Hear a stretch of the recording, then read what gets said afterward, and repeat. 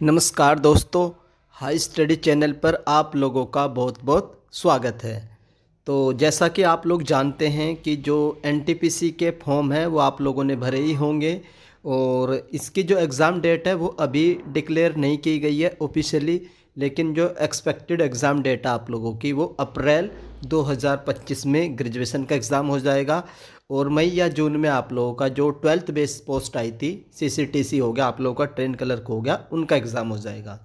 तो जो graduate level की एक पोस्ट होती है आप लोगों की गुड्स गार्ड की, ट्रेन मैनेजर जिसको करंट में बोलते हैं, तो इसकी सैलरी स्लिप देखेंगे हम लोग। और ये जो सैलरी स्लिप है आप लोगों की ये सीनियर गुड्स गार्ड की है, यानी कि जो सीनियर ट्रेन मैनेजर है उसकी सैलरी स्लिप है। आप लोगों को पता होना चाहिए कि स्टार्टिंग में कितना पैसा मिलता है और जब आप लोग सीनियर बन जाओगे तब कितना पैसा मिलता है, और जो आप लोगों का प्रमोशन है वो कितने साल बाद होता है और क्या ग्रेड पेड चेंज होता है। तो सब चीज़ डिटेल में इस वीडियो में डिस्कस करेंगे। और ये जो एक ऑफिशियल सैलरी स्लिप है, और ये सैलरी स्लिप किस मंथ की है? दिसंबर 2024 की है। दिसंबर 2024 इसका मतलब है पिछले महीने की है, जनवरी की अभी नहीं आई है, लेटेस्ट है। तो चलिए इसको एक्सप्लेन कर देता हूँ आप लोगों के लिए। तो इसमें जो नाम है वो मैंने हाइड कर दिया है। उसके बाद जो डेजिग्नेशन है वो समझिए आप लोग RUN। RUN का मतलब होता है रनिंग, इनको रनिंग की ड्यूटी मानी जाती है। उसके बाद SR का मतलब होता है सीनियर, और TM का मतलब होता है ट्रेन मैनेजर, और गुड्स का मतलब होता है जो मालगाड़ी होती है। तो जो डेजिग्नेशन है वो रनिंग में सीनियर ट्रेन मैनेजर है गुड्स में।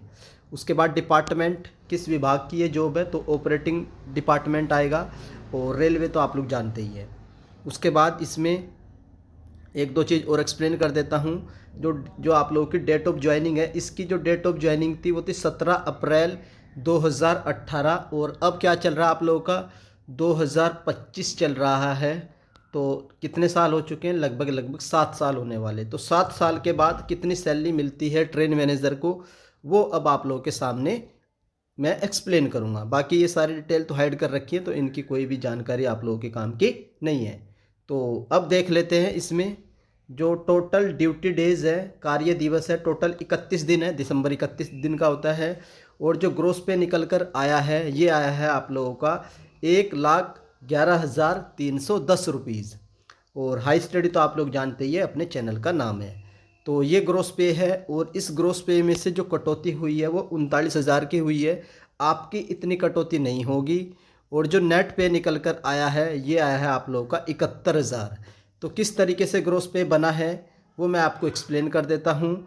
जो आप लोगों का इसमें स्टार्टिंग जो ग्रेड पे रहता है वो 2800 होता है, और 5-6 साल या डिपेंड करता है कि उस डिवीज़न में टोटल कितने सीनियर है, तो वो उसके हिसाब से आप लोगों का प्रमोट हो जाओगे 4200 ग्रेड पे में। और जब 4200 ग्रेड पे में प्रमोट हो जाएगा तो लेवल हो जाएगा आप लोगों का 6, और बेसिक हो जाएगा 35,400। बाकी वो हर साल इंक्रीमेंट लगेगा ही 3% के हिसाब से बेसिक का, तो वो इंक्रीज़ होता रहेगा। पर जब आप लोगों का प्रमोट हो जाओगे सीनियर में तो आप लोगों का बेसिक हो जाएगा 35,400। अब मैं आप लोगों को एक्सप्लेन कर देता हूँ ये जो 1,11,310 है ये किस तरीके से बना है। तो इसको देख लेते हैं।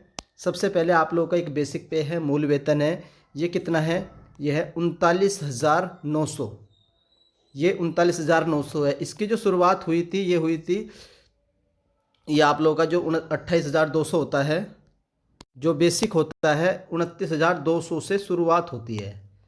फिर उसके बाद हर साल इंक्रीमेंट लगता रहता है, लगता रहता है। तो 7 साल बाद जो इंक्रीमेंट लगने के बाद जो बेसिक पे बन चुका है ये बन चुका है 29,900। तो बेसिक पे ये हो गया। उसके बाद आप लोग का डियरनेस अलाउंस, महंगाई भत्ता। ये महंगाई भत्ता जो होता है ये गवर्नमेंट हर साल इसको इंक्रीज़ करती रहती है जैसे जैसे देश में महंगाई बढ़ती रहती है। तो ये इस समय जो डियरनेस अलाउंस है ये 53% है बेसिक का। ये अभी फिर से रिवाइज हो जाएगा, तो 53% है। बेसिक कितना है? 39,000। तो इसका जब हम 53% निकालेंगे तो कितना आएगा? तो इसको आप लोग 40,000 मान लीजिए, तो 40,000 का 50% हो जाएगा आप लोगों का 20,000। और उसके बाद 3% 40,000 का 4×3 = 12, तो 1,200 रुपये है वो। तो जब हम लोग 20,000 में 1,200 जोड़ेंगे तो ये हो जाएगा 21,200। लेकिन आप लोग देखेंगे कि ये तो 27,000 है। तो ये जो 6,000 है ये एक्स्ट्रा कैसे आया? जो 21,200 निकल कर आता है उसका 30% और एक्स्ट्रा जोड़ा जाएगा, 21,200 का 30% निकालेंगे तो 21 या 63, तो लगभग मान कर चलिए 6300 रुपये। तो 21 और 6300 कितने होंगे, 27,000 कुछ हो जाएगा जो आप लोगों के सामने। तो इस तरीके से निकल कर आया है ये। उसके बाद HRA हाउस रेंट अलाउंस, अगर आप लोग गवर्नमेंट क्वार्टर नहीं लेंगे तो आप लोग को HRA दिया जाएगा। HRA 10%, 20%, 30%, डिपेंड करता है कि पोस्टिंग X सिटी में है, Y में है या Z में है। तो सबसे ज़्यादा आप लोगों को X में दिया जाता है 30, Y में 20%। ये किसका दिया जाएगा, बेसिक का।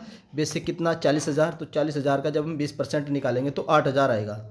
सर यहाँ तो बेसिक में भी 10, ये जो HRA दिया गया है 10,374 है, तो 2,000 एक्स्ट्रा कैसा। फिर वापस से इसका 30% निकालेंगे तो 8 या 2400 रुपये आ जाएगा। तो 2400 जब आप लोग जोड़ोगे तो 10,000 कुछ आ जाएगा आप लोगों का। तो ये HRA आ गया। ट्रांसपोर्ट अलाउंस सेम रहता है, जो स्टार्टिंग है तो भी 2754 में ही दिया जाएगा। ये आप लोगों का ट्रांसपोर्ट अलाउंस है। किलोमीटर जो अलाउंस रहता है, जो माइलेज है, ये सबसे ज़्यादा दिया जाता है। तो इसका जो माइलेज बना है एक महीने का 25,888 रुपीज़ बना है। सेल अलाउंस 160 रुपये। उसके बाद आप लोगों का जो लीव अलाउंस है, अगर कोई छुट्टी ली है 2-3 तो उसका अलग से दिया जाएगा, तो 1596 रुपये। नाइट ड्यूटी अलाउंस दिया गया है, रात में ड्यूटी लगती है और करनी भी पड़ेगी, तो नाइट ड्यूटी अलाउंस है 2359 रुपये। और अगर कोई NH पड़ता है, जैसे कि आप लोगों का होली, दिवाली, तो अगर कोई NH है तो उसका अलग से पैसा, तो 788 रुपये। तो इन सब को जब एडअप करेंगे तो एडअप करने के बाद जो सैलरी निकल कर आएगी वो ग्रोस होती है, और जो ग्रोस आई है 1,11,310 रुपये।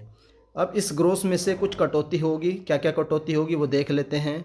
जो कटौती हुई है वो मैं एक्सप्लेन कर देता हूँ। एम्प्लॉयमेंट स्कीम के 30 रुपये, NPS के लगभग 8,000 रुपये, इनकम टैक्स के 5,000 रुपये, फिर कर्मचारी कल्याण कोष के 20 रुपये, फिर ये आप लोगों का ये 2 लोन है इसके पास, तो लोन के पैसे कट रहे हैं। एक लोन ये है और 1,200 रुपये ये आप लोगों के सोसाइटी के कट रहे हैं।